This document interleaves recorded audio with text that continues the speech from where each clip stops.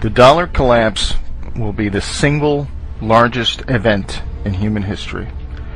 This will be the first event that will touch every single living person in the world. All human activity is controlled by money. Our wealth, our work, our food, our government, even our relationships are affected by money. No money in human history has had as much reach in both breadth and depth as the dollar. It is the de facto world currency. All other currency collapses will pale in comparison to this big one. All other currency crises have been regional, and there have always been other currencies for people to grasp onto. This collapse will be global, and it will bring down not only the dollar, but all other fiat currencies, as they are fundamentally no different. The collapse of currencies will lead to the collapse of all paper assets. The repercussions to this will have incredible results worldwide. The dollar is the world's reserve currency. It supports the global economy in setting foreign trade, most importantly, the petrodollar trade. This fuels our corporate vampires that acquires and harvests the wealth of the world.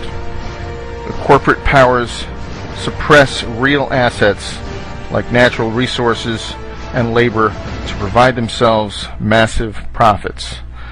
The fascist statists, collectivist model provides the money into the economy to fund an ever-increasing federal government.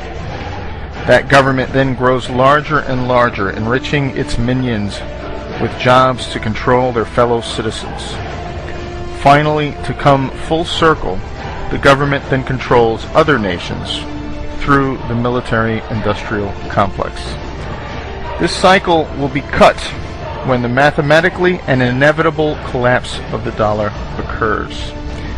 In order for our debt-based money to function, we must increase the debt every year in excess of the debt and interest accrued the year before, or we will enter a deflationary death spiral. When debt is created, money is created. When the debt is paid off, money is destroyed. There is never enough to pay off the debt because there would be not $1 in existence. We are at a point where we either default on the debt, willingly or unwillingly, or create more money or debt to keep the cycle moving. The problem is, if you understand anything about compounding interest, we are reaching the hockey stick moment, where the more debt that is incurred, the less effective it is, and this leads us to hyperinflation. There are only two actors needed for this hyperinflation: the lender of last resort, or the Fed, and the spender of last resort, the government. These two can and will blow up the system. I believe they will wait until the next crises and the whiff of deflationary depression before they fire up the printing presses. That crisis is coming very soon, at the end of the summer or fall. The money and emergency measures are worn out. The fact that none of the underlying problems that caused the 2008 crisis have been resolved. The only thing that has happened is that instead of corporate problems, we now have national problems. In this movie, Greece will play a role of Lehman Brothers, and the United States will play the role of AIG. The problem is there is nowhere to kick the can down the road, and there is no world government to absorb the debt yet. So this leads me to the top 5 places not to be when the dollar collapses. Number 1, Israel. This Anglo-American beachhead into the Middle East was first conceived by the most powerful family in the world, the Rothschilds, in 1917. The Balfour Declaration said that there will be a Zionist Israel years before World War II, and the eventual establishment of Israel. Israel has not been a very good neighbor to its Muslim nations, and has always had the two biggest bullies on the block at its back. When the dollar collapses, the United States will have much too much on its plate, both domestically and internationally, to worry about such a non-strategic piece of land. This will leave Israel very weak at a time when tensions will be high. This very thin strip of desert land will not be able to withstand the economic reality of importing its food and fuel, or the political reality of being surrounded by Muslims. Number 2. Southern California. The land of fruits and nuts turns into battlefield Los Angeles. 20 million people packed into an area that has no water, and thus food is not good, to say the least. Throw on top of the huge wealth disparities and the proximity to a narco state, and this does not bode well. We have seen riots from Rodney King. What will happen when the dollar is destroyed and food and fuel stop coming into this area? People will get desperate and do crazy things, especially when a huge proportion of its citizens are on antidepressants. If food and fuel cannot get in, what about Prozac? At a time when people's worlds are falling apart, they lack the ability to deal with this new paradigm. If people come off these drugs too fast, they will suffer psychotic breaks, and you will have thousands of shootings or suicides. Number 3. England.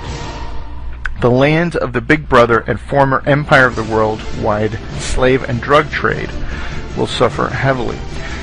The stiff upper lip that the British elite ingrained into the sheeple will not work anymore as the British population explodes. The human character will sacrifice and unite for a foreign enemy, but not if the enemy has always been the elite. The Anglo-American Empire may pull off another false flag to distract its population, but I feel this collapse will happen before they pull it off. This will make all eyes point at the British elite as solely responsible for this catastrophe. We have seen massive riots for soccer matches with hooligans. What will happen when this island with very little food and fuel gets cut off? Number 4. New York City. Another large urban area living too high on the dollar hog. There is little doubt that all of the wealth in New York City, New Jersey, and Connecticut is derived off of Wall Street wealth. The savings and investments of the whole nation and much of the world flows through this financial capital. As the world wakes up to the massive financial fraud, this will lead to the destruction of capital like we have never seen before. This will have tremendous effects on the regional economy as people driving in Mercedes suddenly wonder where their next meal is coming from. Number 5. Washington, D.C. The political collapse of the federal government will wreak havoc on the hugely inflated local economy. As more and more states find it necessary to assert their natural control, the federal government will suddenly lose power and importance as the whole world suffers from a global Hurricane Katrina. The money that they create and spend will become worthless, and the government minions' pensions will evaporate. Millions that once relied on the ability to force others to send their money to them will learn that the real power has always been at the most local level. Massive decentralization will be the answer to globalization gone mad. Local families and communities will forego spending money and power out of their community as they will care about their next meal and keeping warm. As Ayn Rand once said, "You can ignore reality, but you cannot ignore the consequences of ignoring reality. To sum up, those areas that have lived highest on the hog in the dollar paradigm will most likely be the worst places to live when the dollar collapses. Many of you will see this video with passing interest, but rest assured, this dollar collapse is coming. It is a mathematical inevitability. We will not be as fortunate to muddle through this collapse like we did in 2008, when it was a corporate problem. This time around, it is a national and global problem. The global Ponzi scheme has run out of gas.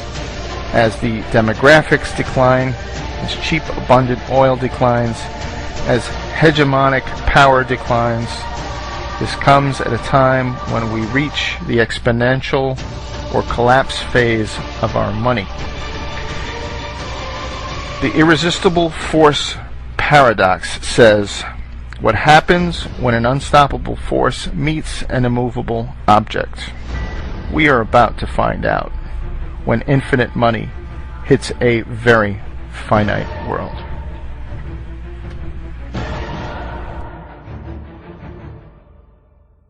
A new world order is at hand.